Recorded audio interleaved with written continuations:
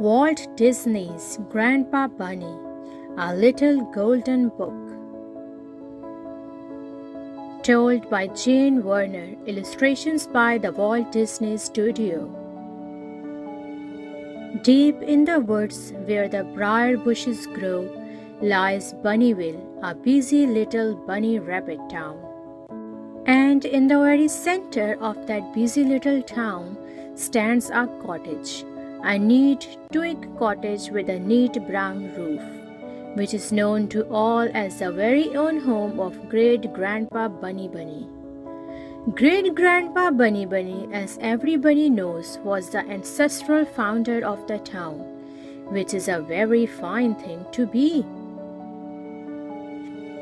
He liked to tell the young bunnies who always gathered around how he and Mrs. Bunny Bunny, when they were very young, had found that very briar patch and built themselves that very same little twig house. It was a happy life they lived there, deep in the woods, bringing up their bunny family in that little house of twigs. And of course, Daddy Bunny Bunny, as he was called then, was busy at his job decorating Easter eggs. As the children grew up, they helped paint Easter eggs, and soon they were all grown up with families of their own, and they built a ring of houses all around their parents' home. By and by, they had a town there, and they called it Bunnyville.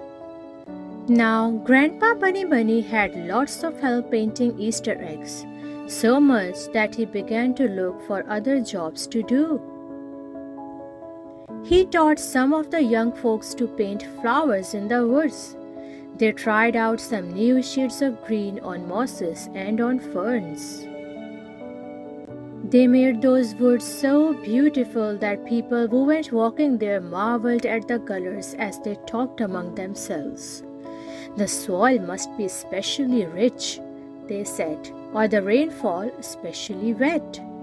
And the bunnies would hear them and silently laugh, for they knew it was all their Grandpa Bunny Bunny's doing. Years went by. Now there were still more families in Bunnyville, and Grandpa Bunny Bunny had grown to be Great-Grandpa Bunny Bunny, for that is how things go. He still supervised all the Easter egg painting and the work on the flowers every spring. But he had so much help that between times he looked around for other jobs to do.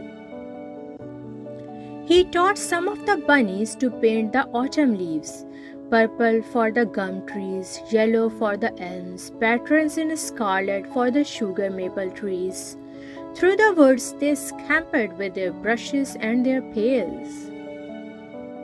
And the people who went walking there would say among themselves, "Never has there been such color in these woods.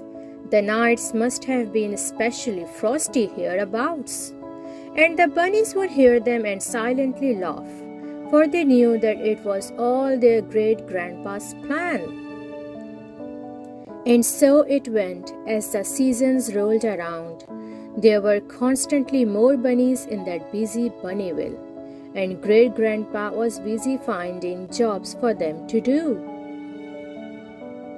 He taught them in winter to paint shadows on the snow, and pictures in frost on wintry window panes, and to polish up the diamond lights on glittering icicles.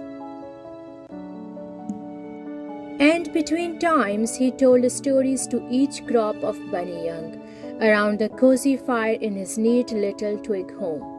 The bunny children loved him and his funny bunny tales, and they loved the new and different things he found for them to do. But at last it did seem as if he had thought of everything. He had crews of bunnies trained to paint the first tiny buds of spring. He had teams who waited beside cocoons to touch up the wings of new butterflies. Some specialized in beetles, some in creeping, crawling things. They had painted up that whole wild wood till it sparkled and it gleamed. And now the bunnies wondered what would he think of next.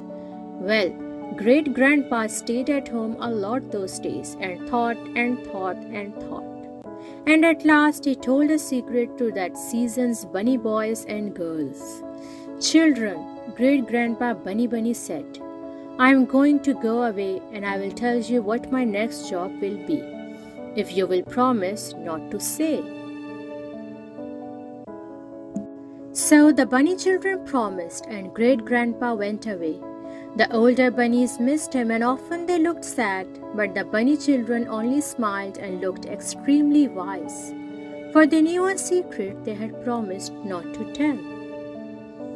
Then one day a windy rainstorm pelted down on Bunnyville. Everyone scampered speedily home and stayed cozy and dry indoors.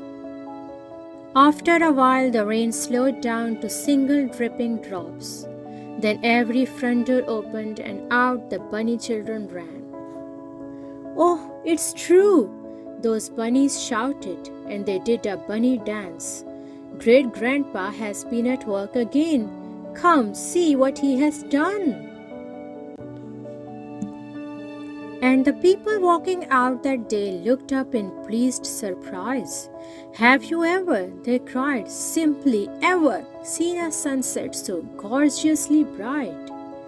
The little bunnies heard them and they chuckled silently, for they knew that it was all great grandpa Bunny's plan.